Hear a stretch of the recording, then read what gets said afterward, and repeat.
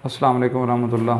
नाज़रीन, आप सेहत डायरी देख रहे हैं और मैं आपको आज शंगरफ़ के बारे में ज़रूरी मालूमात दे रहा हूँ कि मुझे बहुत सारे मरीज़ बड़े फ़ख्रिया अंदाज़ में बताते हैं कि हम शंगरफ़ का इस्तेमाल करते रहे हैं, हमने बनाने की कोशिश की है, हमने ये किया है, हमने वो किया है।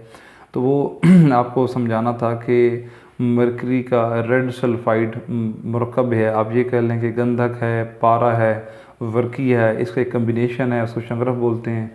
वो गर्म खुश्क दर्जा सोम है, बहुत ज़्यादा गर्म और हिद्दत है उसके अंदर। इस दौर में अगर कोई इस्तेमाल करे गर्म मिजाज को, उसका ब्लड प्रेशर बढ़ा सकता है।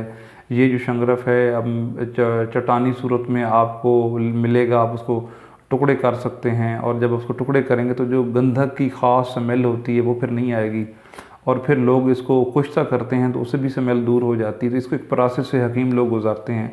और जब एंटीबायोटिक का दौरा नहीं था और गर्म चीज़ें नहीं थीं और ज़्यादा मसाइल ठंडक के और बलगम के थे, मतलब आज से 50 साल पहले मैं ये समझता हूँ कि सौदावी अमराज और बलगमी अमराज ज़्यादा थे, ठंडक के और तरी के अमराज ज़्यादा थे। आज गर्मी की वजह से ज़्यादा मसाइल हैं। तो उस वक्त ये इस्तेमाल होता था।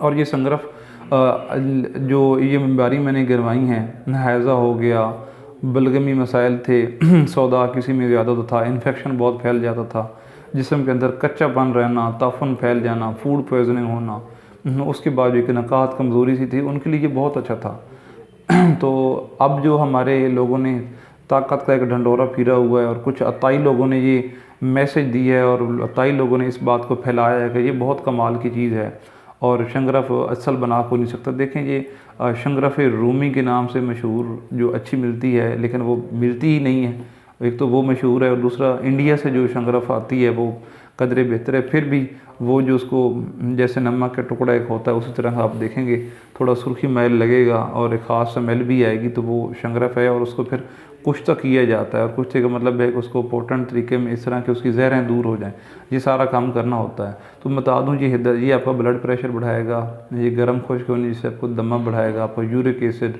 अगर आपका LFT, आपका RFT ये बढ़ा सकता है। ऐसा नहीं हर मरीज़ को बढ़ाएगा, बढ़ा सकता है। तो इसलिए आप अपनी तशख़ीस करवाएं और जो बंदा शंगरफ़ इस दौर में सेक्स पावर के लिए इस्तेमाल कर रहा है, उसकी एरेक्टाइल डिसफंक्शनिंग तो शायद थोड़ा सा उसको भारे, लेकिन बहुत सारे मसाइल क्रिएट करेगा। तो जो दर्जात होते हैं गर्म खुश्क दर्जा सोम, तो एक ले मैन के लिए या एक वो हकीम जो अभी अपनी प्रैक्टिस शुरू कर रहा है, वो दर्जा 1 की अद्वियात में रहे, मैक्सिमम दर्जा 2 में जाए। ये दर्जा सोम में एक हकीम को भी तजवीज़ करते हुए सैकड़ों बार सोचना चाहिए, मैं कहता हूँ। और एक आम बंदे को तो इसको हाथ भी नहीं लगाना चाहिए कि फ़लाँ मसले के लिए फ़लाँ कह रहा था और मैंने शुरू कर दिया।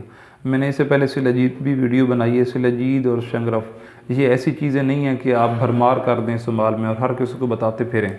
और वक्ती तौर पे एक आध डोज से आपको एक्टिवनेस फील होगी, आप कहेंगे इसमें ये कैपेसिटी है, इसमें ये मिनरल हैं, ये कर देता है, वो कर देता है। लेकिन मैं सादा और आसान और थोड़े अल्फाज और थोड़े टाइम को ये समझाना चाहता हूँ कि इसका जो एज ए होल असर बनेगा, मिजाज बनेगा, उसको भी देखें और इस दौर की बीमारियों को भी देखें, इस दौर के अपने अज्जा को भी देखें, समझें, उसके मुताबिक ये कोशिश करें। उम्मीद है आप मेरी बात समझ गए होंगे।